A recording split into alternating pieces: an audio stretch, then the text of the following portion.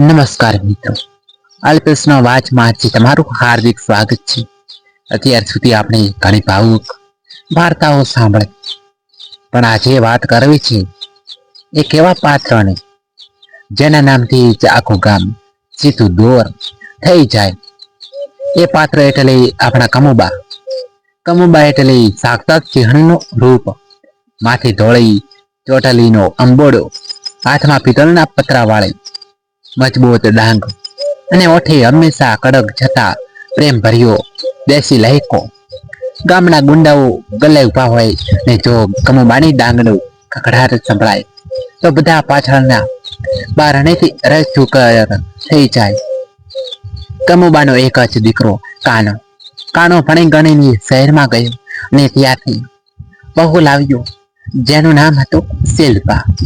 શિલ્પા એટલે હાઈ શહેરની છોકરી જેને સવારે 10 વાગ્યા પહેલા સૂરજ દાદાના દર્શન ન થાય અને જેને છાણાની ગંધથી છીક આવતી હોય.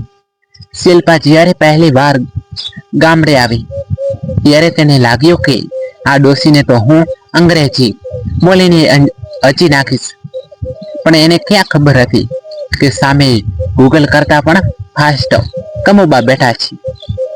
એક દિવસ સવારે શિલ્પા મેકઅપ કરીને ઓસરીમાંથી આવી ને બોલી, મમ્મીજી, અહીં કેટલી ગંદકી છે અને આ ગાયો ભેંસોના અવાજથી મારી ઊંઘ બગડે છે. ચાલો ને આપણે શહેરમાં શિફ્ટ થઈ જઈએ. ત્યાં હું તમને પીઝા ખવડાવીશ ને મોલમાં શોપિંગ કરાવીશ.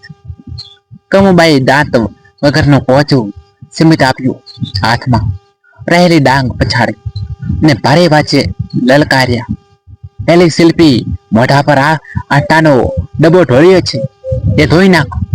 પેલા પીઝા શું ખવડાવાતી હતી? તારા પીઝામાં તો પાપડ જેવો સ્વાદ હોય. અહીં મારા હાથના બાજરાનો રોટલો, લસણની લાલ ચટણી અને માથે દેશી ગાયનું ઘી. ઠપકાર, જો તારા ગાલ દાલ ચોળ ન થઈ જાય તો મારું નામ કમુબા નહીં. અને શહેર શું લેવા જાઉં?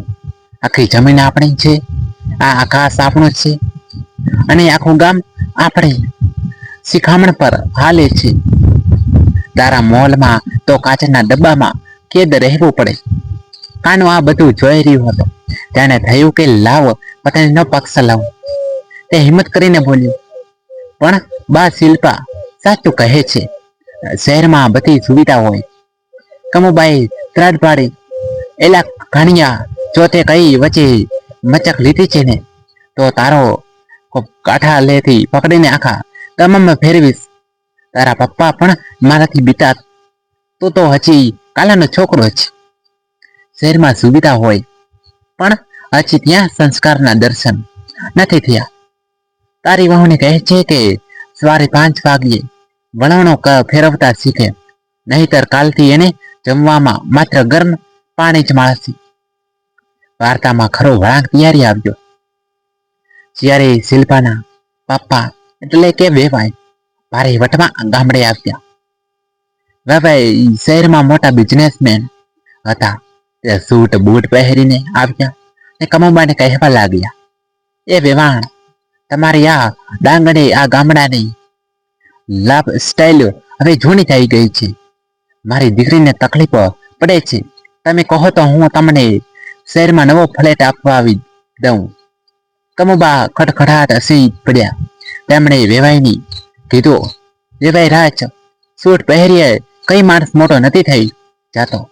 જો તમારામાં હિંમત હોય ને તો એક દિવસ ધોતિયું પહેરીને મારા ખેતરમાં હળ ચલાવી બતાવો. જો સાંજ સુધીમાં તમે થાક્યા વગર ખેતર ખેડી નાખો તો હું આજે જ બધું છોડીને શહેર આવવા તૈયાર છું. વેવાઈએ પડકાર ઝીલી લીધો. બીજા દિવસે સવારે કમુબાઈ વેવાઈને એવું કડક ધોતિયું પહેરાવ્યું કે વેવાઈથી ડગલું પણ ભરાતું ન હતું. જે માણસે ક્યારેય પાવડો ન હતો પકડ્યો એને કમુબાઈએ ધોમ ધકાતા તડકામાં ખેતર વચ્ચે ઉભા રાખી દીધા. બપોર થતા તો વેવાઈના સૂટ બૂટનો નશો ઉતરી ગયો.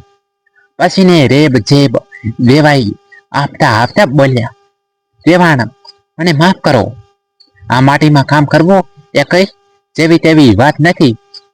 અમે તો માત્ર એસીમાં બેસીને વાતો જ કરી શકીએ છીએ. કમુબાઈએ ત્યારે ગંભીર થઈને કીધું, જોયું વિભાઈ, શહેરના બંગલા તમારી ભૂખ મટાડી શકે, પણ એમાં આ માટી જેવી તાકાત નથી. તમારી દીકરીને મેં દુઃખ આપવા માટે નથી રોકી, પણ એને એ સમજાવવા માટે રોકી છે કે અસલી જિંદગી એસીમાં નહીં પણ પરસેવામાં છે. શિલ્પા આ બધું જોઈ રહી હતી. તેને સમજાઈ ગયું કે તેના સાસુ માત્ર કડક નથી, પણ તે જ્ઞાનનો દરિયો છે.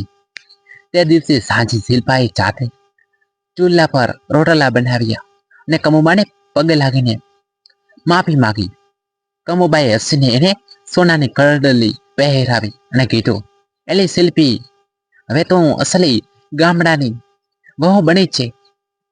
એક દિવસ શહેરથી શિલ્પાની બે બહેનપણીઓ પીકી અને ટીના ગામડે ફરવા આવી. બંને મિની સ્કર્ટ પહેરીને અને હાથમાં મોટા કેમેરા લઈને ગામની ગલીઓમાં ફોટા પાડતી હતી. શિલ્પાને છાણાના તગારા ઉપાડતા જોઈને પીકી બોલી, ઓહ માય ગોડ, શિલ્પા, તું આ શો હાલતમાં છે? તારી સાસુએ તો તને નોકરાની બનાવી દીધી છે. ચાલ અમારી સાથે શહેરમાં, અહીં તારી જિંદગી બગડી જશે. શિલ્પા બિચારી થોડી મૂંઝવણમાં મુકાઈ ગઈ. એને લાગ્યું કે કદાચ એની બહેનપણીઓ સાચો કહે છે. એ જ સાંજે પીકી અને ટીનાએ કમુબાની સામે સોફા પર પગ ચડાવીને બેસીને હુકમ કર્યો, આંટી, શિલ્પાને અમારી સાથે આવવા દો. આ ગામડામાં શું ધૂળ ફાટવાની, અહીં તો સરખો ઇન્ટરનેટ પણ નથી આવતો. કમુબા ત્યારે ઓસરીમાં બેસીને છાસ વલોવતા હતા. તેમણે ધીમેથી માખણ કાઢ્યું ને ભારે વાજે ડાંગ પછાડીને દલકાર્યા, એલી પીકી ને ટીની, સાંભળો મારી વાત. તમારે ઇન્ટરનેટ જોઈએ છે ને? અહીં કુદરતનો આઉટલેટ ખુલ્લો છે. એ જુઓ, તમે શહેરમાં બાજરામાં પૂરાયેલા પંખી જેવા છો, અને અહીં મારી વહુ આખા ગામની રાણી છે. જે છાણ તમને ગંધ લાગે છે ને, એ જ માટીમાંથી તમે જે અનાજ ખાઓ છો એ ઉગે છે. ટીનાએ વટમાં કીધું, પણ આંટી, અહીં લાઈફ સ્ટાઈલ જેવું કંઈ જ નહીં. કમુબા ખખડાટ હસી પડ્યા. લાઈફ સ્ટાઈલની વાતો તમે રહેવા જ દો. તમે સવારે ઉઠીને જીમમાં જઈને સાયકલ ફેરવો છો, અને અહીં મારી વહુ સવારે 5 વાગ્યે ઘંટી ફેરવે છે. તમારો પરસેવો એસીમાં સુકાય છે ને આનો પરસેવો આ ધરતીને સૂચે છે. જો તમારામાં હિંમત હોય ને તો કાલ સવારે મારી સાથે ખેતરે ચાલો. જો તમે સાંજ સુધી એક પણ છીક ગાધા વગર કામ કરી લો તો હું શિલ્પાને તમારી સાથે શહેર મોકલી દઈશ. બીજા દિવસે પીકી ને ટીના કમબૂટ પહેરીને ખેતરે પહોંચ્યા. કમુબાએ તેમને નિંદણ કરવાનું કામ સોંપ્યું. હજી તો 2 કલાક થયા હશે, ત્યાં તો બંનેના નાક લાલ ચોળ થઈ ગયા અને પગમાં ફોલા પડી ગયા. તડકાથી તેમનો મેકઅપ ઓગળીને મોઢા પર કાદવ જેવો લાગવા માંડ્યો. બપોરે કમુબાએ લસણની ચટણી અને ઠંડી છાશ પીરસી. ભૂખ એટલી લાગી કે હતી કે જે છોકરીઓ ડાયનિકના નામે અડધી રોટલી ખાતી હતી, તેમણે 3 રોટલા ઠપકારી લીધા. સાંજે પાછા વળતા પીકી બોલી, કાકી, અમે હારી ગયા. જે તાકાત આ રોટલામાં અને આ ખુલ્લી હવામાં છે, એ અમારા જીમમાં નથી. કમુબાએ ભારે વાંચે હસીને કીધું, બેટા, શહેર ભલે ચમકતું હોય, પણ શાંતિ તો આ માટીના ખોળામાં જ છે.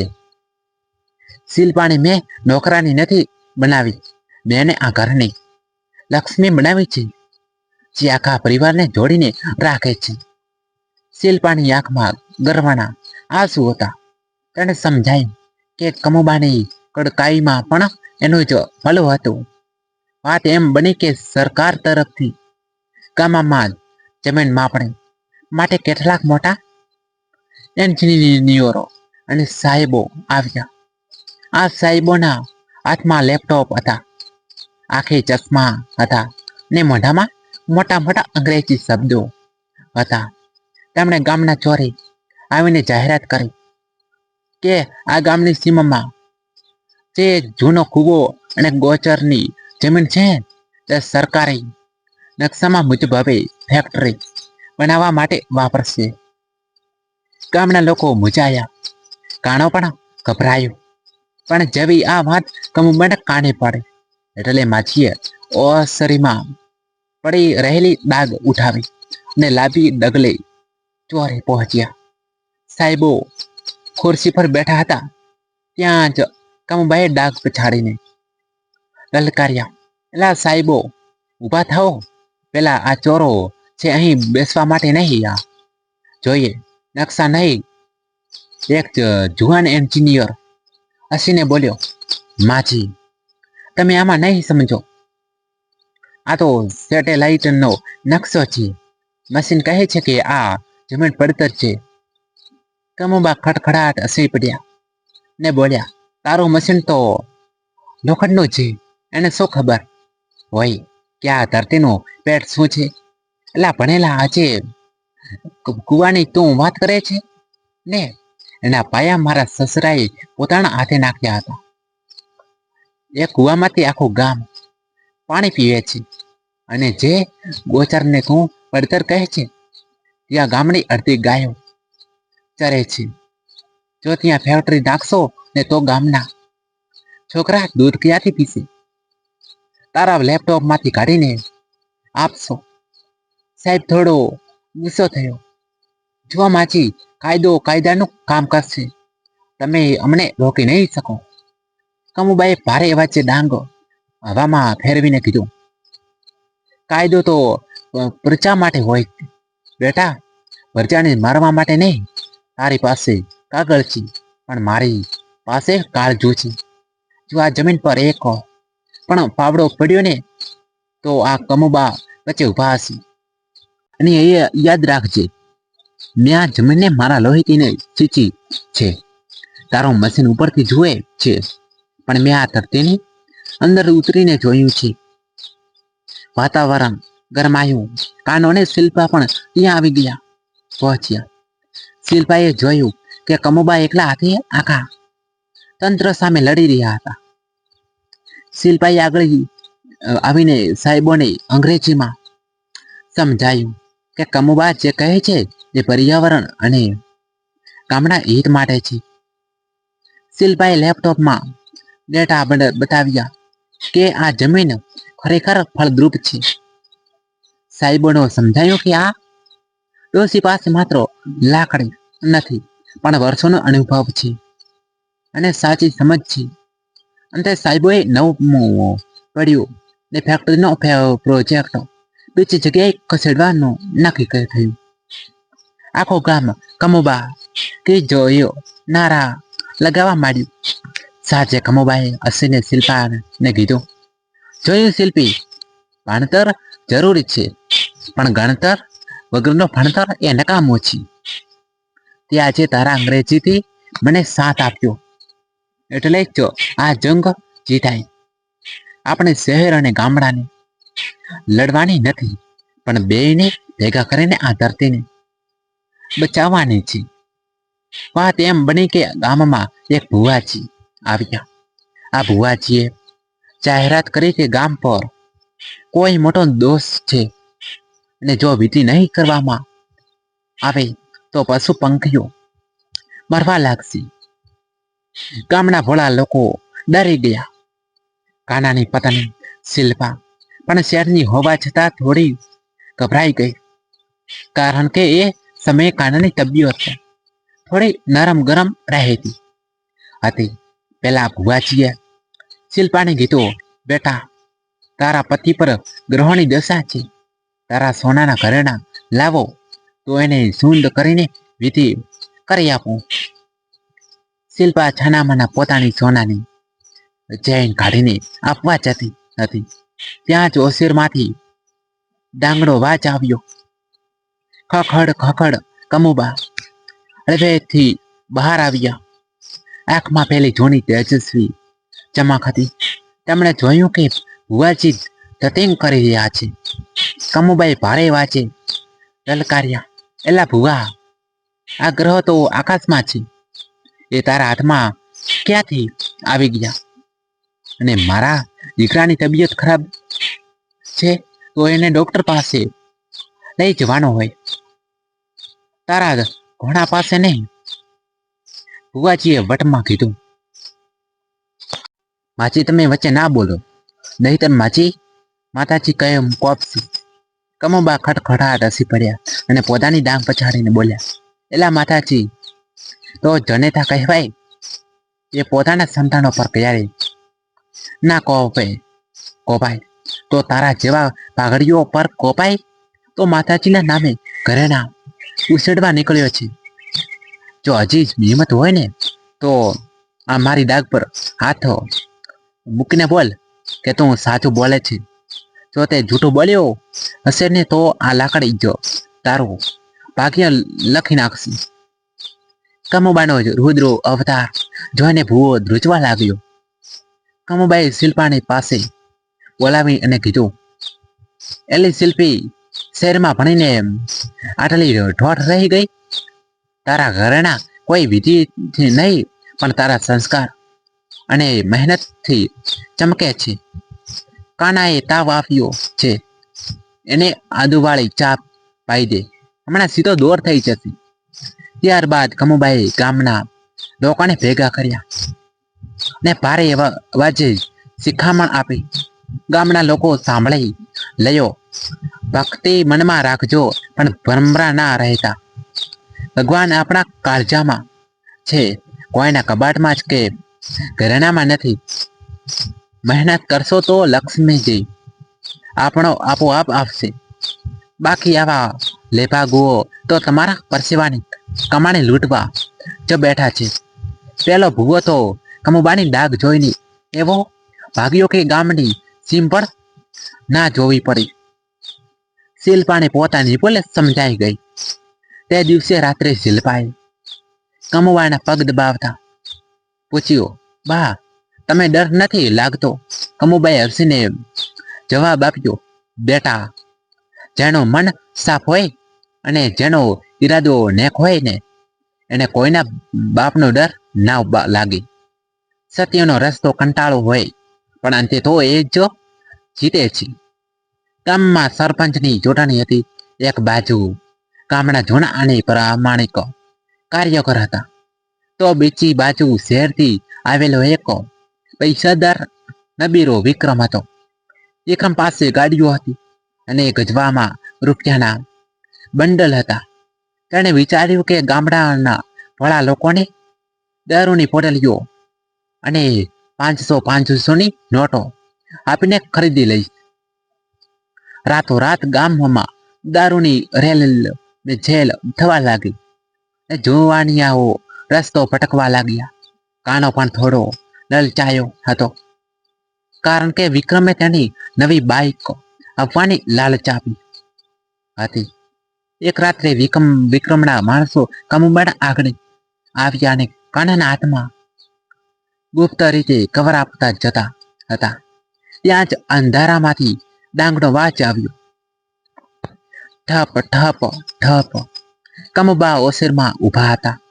તેમણે ભારે વાચે લલકાર્યા, એલા કાણિયા, હાથ પાછો ખેંચી લે, નહીતર તારી અથડીમાં આ લાકડીના એવા કાં ડાઘ આપીશ કે જિંદગીભર કોઈની પાસે હાથ લંબાવતા લાયક નહીં રહી. વિક્રમનો માણસ ફાફડતા વાંચે બોલ્યો, માજી, આ તો પ્રેમની ભેટ છે. સાહેબ જીતશે તો ગામનો વિકાસ થશે. કમુબા ખટખટાટ હસી પડ્યા અને પોતાની ડાઘ પછાડીને બોલ્યા, બેઠ એલા, જે માણસ વોટ ખરીદવા માટે દારૂ અને નોટો વેચતો હોય એ જીત્યા પછી ગામને વેચતા વાર નહીં લગાડે. તારા સાહેબને કહે છે કે જો વિકાસ કરવો હોય તો ગજવામાંથી નહીં પણ ગઢપણના અનુભવમાંથી શીખે. આ ગામની આબરૂ 500ની નોટમાં નથી વેચાતી. ત્રીજા દિવસે કમુબાઈ ગામના ચોરો પંચાયત ભરી. આખું ગામ ભેટ થયું હતું.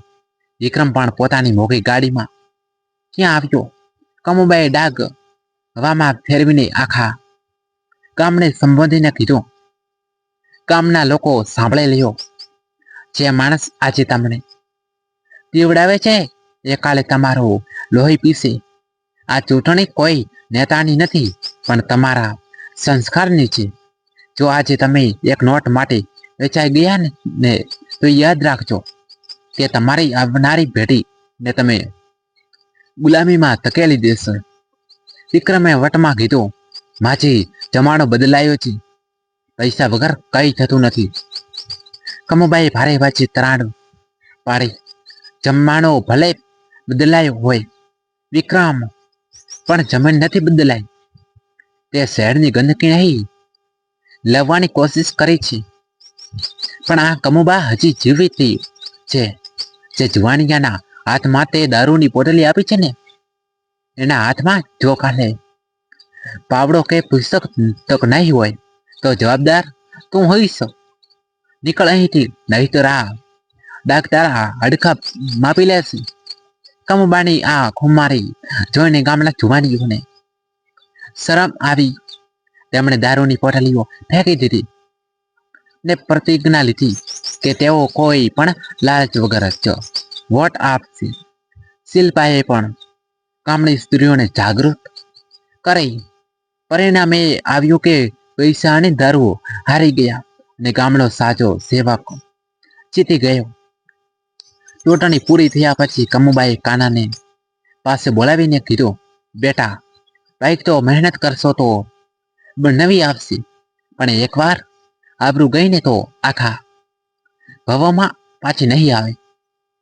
યાદ રાખજે, માટેનો માણસ ત્યારે જ કહેવાય જ્યારે એ માથા પર ભાર બેઠા રહે, પણ કોઈનો ઉપકાર કે લાલચ નહીં.